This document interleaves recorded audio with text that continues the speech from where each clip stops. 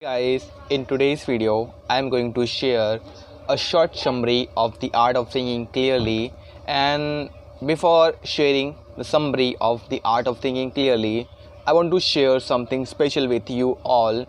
A good news, you could say, that I'm writing a book on practical business and marketing. And whatever the research that I'm gonna turn in that process, that important topics that are really important in business in marketing, I'm gonna share all the materials with you all. So if you don't have time to read a book, so you could just just watch the video, and you can just grab the whole concept, okay, what it is. So this would gonna be beneficial for you also, and it would gonna be beneficial for me, that I could see my progress. Okay, I'm recording my this progress, that I'm doing this, I have done this much of amount of progress, so I could record my progress. All right. So in that process I have, in the process of writing book, I have to do a lot of research. I have to read long articles on business, on marketing, on human nature, on a lot of different small topics. So there I'm gonna make this kind of notes. I could show you. I'm making this kind of notes where I'm making mind maps, something like that. Okay, let me show you how. Yeah, I'm just making these kind of mind maps. So I'm about to share these mind maps with you, and you could just grab the whole concept in a very really good way. All right, so for today we're going to discuss about the Carnegie effect, and I'm reading a book they call is The Art of Thinking Clearly, and it would going to help you to think clearly.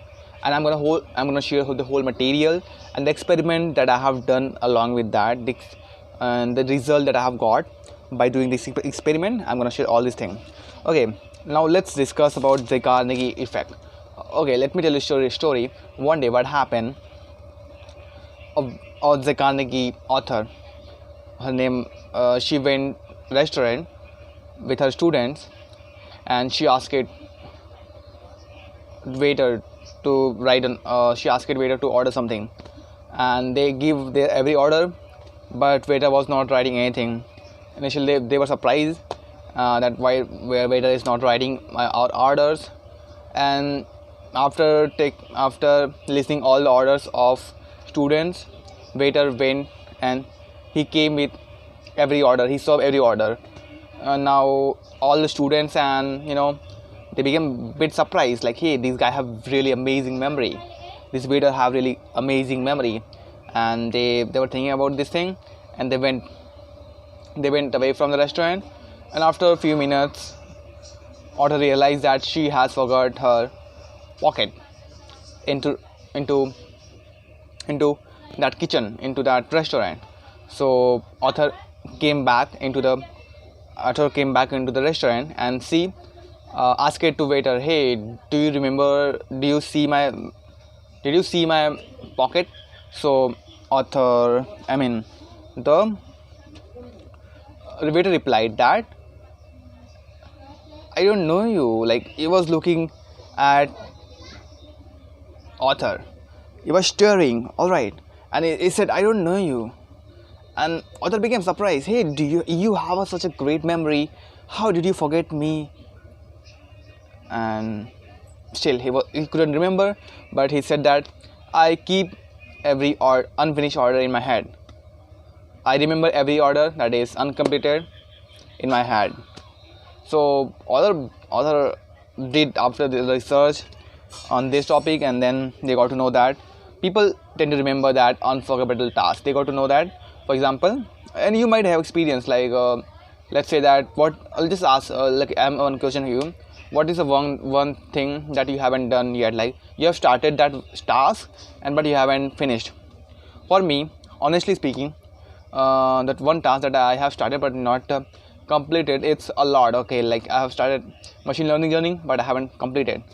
I started a lot of tasks and I didn't complete. So I remember, but I forget all the tasks that I have completed.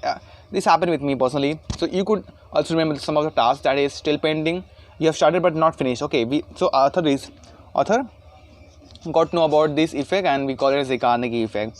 So now the author of book Getting Things Done, he shared, if you want to complete in task now, So how you can complete a particular task. All right, he shares if you want to complete a particular task, so how you can complete a task. So the author of book getting things done, it is by David. Okay, if you want to, let's say if your task, find a new job or organize my birthday party, if you want to complete these tasks, so just keeping in mind that I want to find a job, I want to organize my wife's birthday party, these tasks won't gonna work. Now why? Because these tasks are worthless. This this there it doesn't have any implementation, like when you're gonna find a new job, where you're gonna apply. So in order to author David says that these are worthless tasks. If you want to really complete those tasks, so just split these big tasks into 20 to 50 multiple tasks, multiple single tasks, small tasks, and write down those small tasks, 20 to 50 individual tasks, and then your mind will get clarity, and the probability of now you're finding a new job is far more ahead compared to when you had only that bigger task. Find a new job, now you have divided that particular task into small pieces. Now the probability of, and you've written down all the small tasks, and you have write down like where you're gonna perform that task and when. Okay, when you did this, the possibility of completing the task is much compared to when you had just only simple tasks, a big task that I want to find a new job. This doesn't work. All right, now there is one also. We always, even I too. It's called planning fallacy. Whenever I plan something, I don't know why, but I overestimate. You could say it's a planning fallacy that we all have. We overestimate, our success. We overestimate our benefit. That okay, if you are doing this, like for example, if I'm planning a particular task, so I overestimate that okay, I'm gonna complete the task in just few span of moments, but it doesn't actually. In reality, it doesn't. We overestimate, we overestimate our duration. We overestimate benefits that we're gonna get for. We overlook unaccepted event. We don't look at what might unaccepted event that happen. We underestimate, the cost that we're gonna that project will gonna have. Okay, for example, I'm a marketing manager. I'm a product manager. I'm launching a new product, so I'm gonna overestimate the duration of the completion of that product and the benefit that our company will get. I'm gonna overestimate, and I'm gonna when I'm planning. So this having happened with everyone.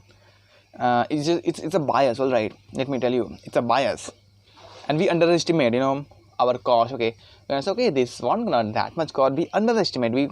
We underestimate our risk. We overlook our unexpected events. So it's happened with everyone. So the solution for to get rid of this planning fallacy. So instead of focusing, so the what good solution is to should focus like from the planning for that you're doing to others. Let's say the duration that you don't know how much duration you're gonna take. Okay, but for example, you're planning a product to launch, you don't know how much time it's gonna take. So you could just refer the others that have taken. So you could that amount of time. All right. For example, you could just look at others, what amount of time others have took.